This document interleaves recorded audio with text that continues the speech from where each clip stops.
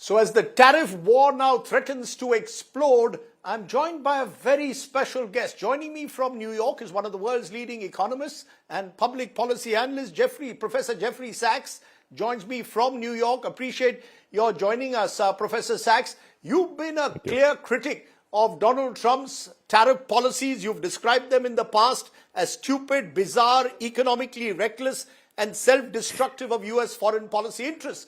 Despite that, as we've seen, the Trump administration has decided to go ahead with 50% tariffs on Indian goods, including a 25% tariff tied to India's Russian oil purchases. Do you believe that Donald Trump has simply lost it, or is he arm twisting India?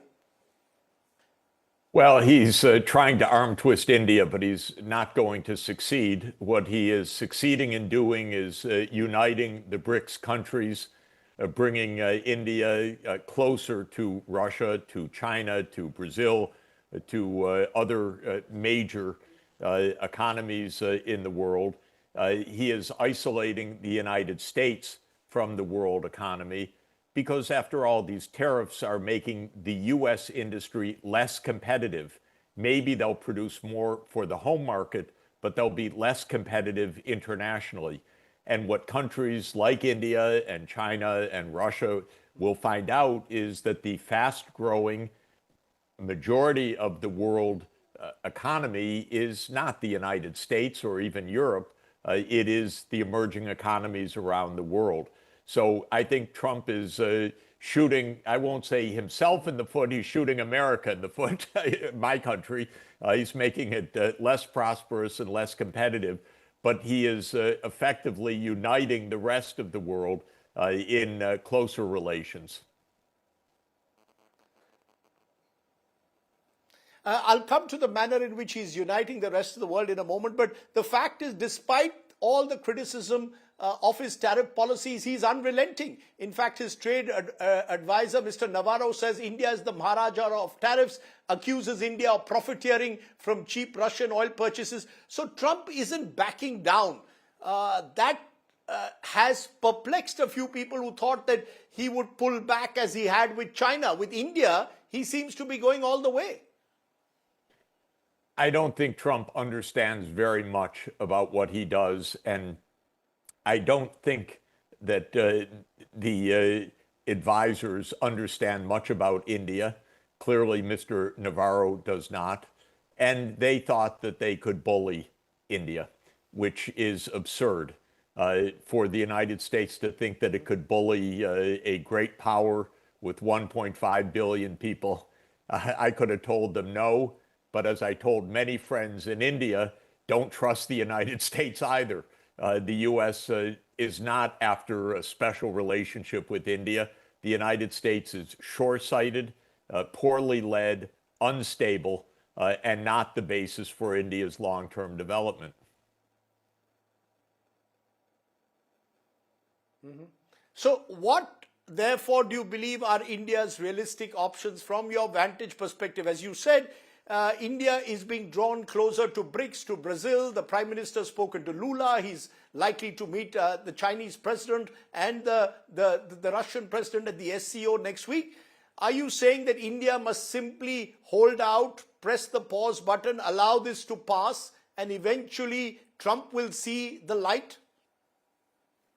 I think that India should make the obvious point that after the Alaska meeting of Trump and Putin, the case for so-called penalty sanctions is openly absurd. So maybe Trump doesn't even understand the inconsistency. The Americans have said we want to move to a real solution to the war in Ukraine. We won't put extra sanctions on Russia right now.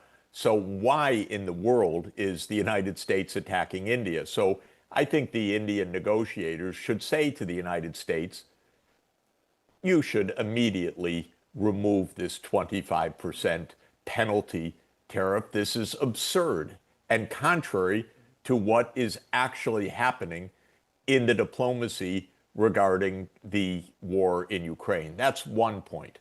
Second, more generally, India, I think in some minds thought that it would replace China in the U.S. supply chains. This is not going to happen. The U.S. is protectionist. It is unstable. India is not going to slip in and smoothly grow the exports to $500 billion or whatever was thought, because the United States mentality is not in favor of India against China. It's protectionist. So this is just simply a sad fact of life. It makes the U.S. less competitive, less prosperous, and so forth, but it is not something that India alone is going to change. So India needs to cultivate markets in the rest of the world. My own long-standing advice, by the way, which is sometimes in India raises eyebrows, is for India and China to settle the outstanding issues. I want the border disputes to be settled. I want China to support India as the sixth permanent member of the UN Security Council, because I think the world really would benefit from that. And I want India and China to trade more and invest more mutually with each other. I believe that India would do well to join RCEP, the Regional Comprehensive Economic Partnership that now includes the ASEAN 10, China, Japan, Korea, Australia, and New Zealand.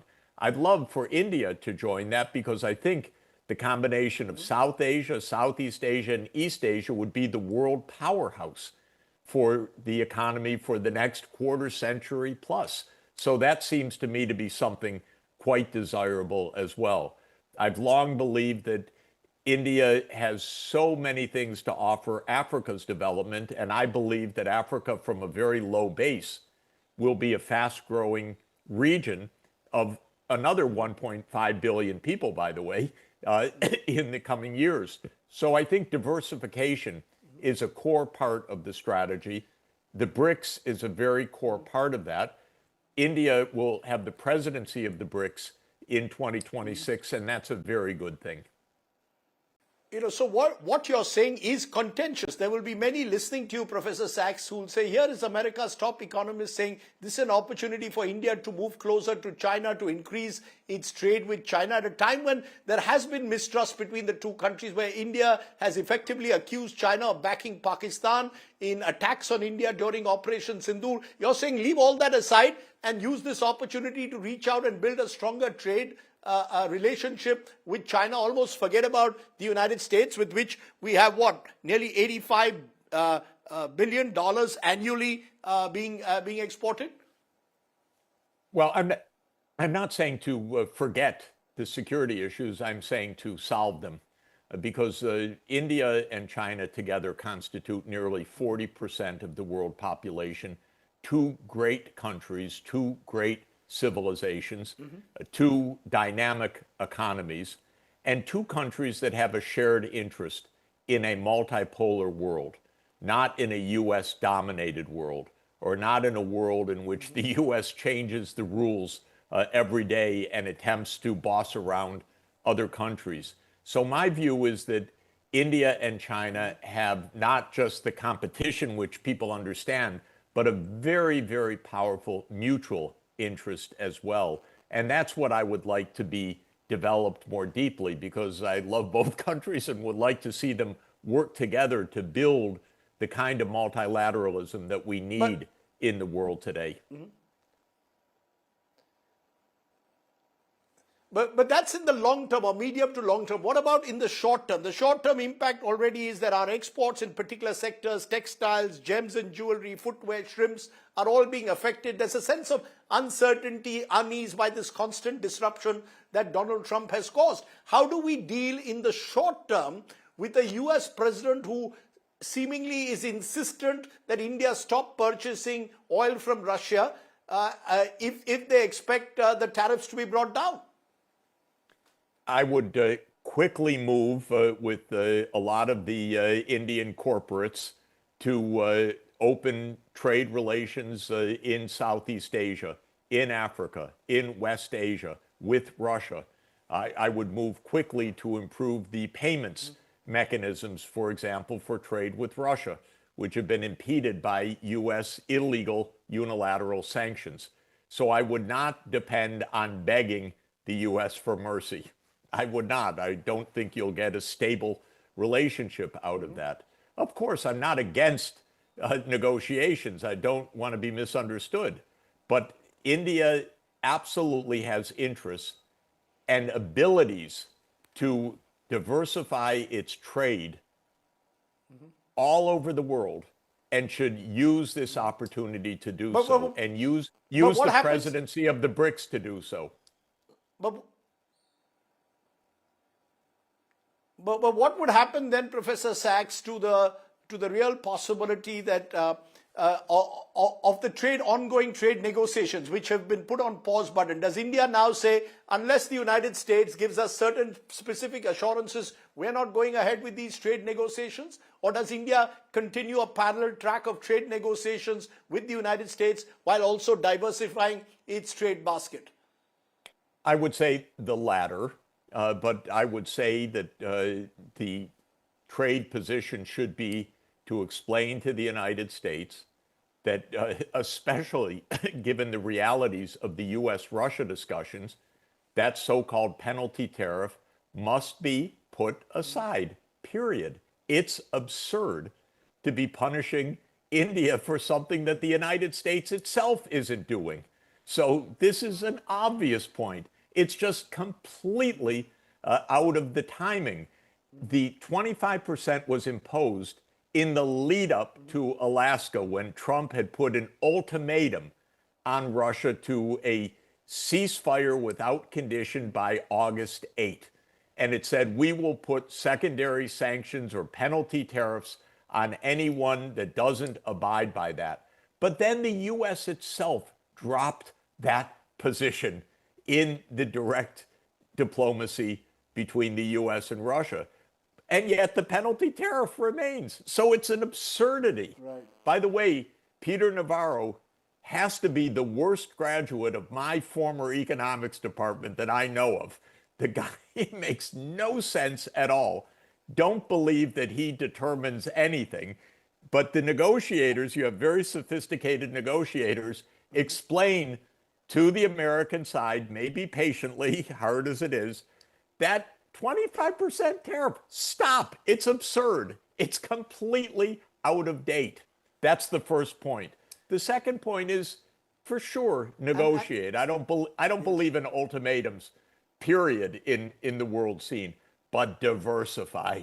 Don't just hold the U.S. as the key, whether it's to security or military equipment or financing or trade. It's not the key at all. You know, it's interesting you're saying it's absurd what the United States is doing, particularly because China is the one which is the maximum importer of oil at the moment from Russia. Nothing's been done to China. No penalties have been imposed on China, which is just another example of US double standards. Therefore, Professor Sachs, in conclusion, therefore, how going forward should we look at Donald Trump himself? Here is someone whom the Prime Minister of India tried to build a strong relationship. Here are two countries who over the last 25 years have invested a lot in this relationship. How should now India treat Donald Trump? Is there a rational way in which one can any more engage? Because there seems to be a complete trust deficit now. Yeah, Donald Trump is not based on trust, not based on consistency, not based on single standards, but on double standards. Nothing will stick anyway. I'm alarmed as an American citizen. I live in this country. By the way, this is not just trade policy. This is budget policy. This is every policy in the United States right now. Very unstable, attacking the universities, I can add, and many other things. So this is a very bad period of poor governance in the United States.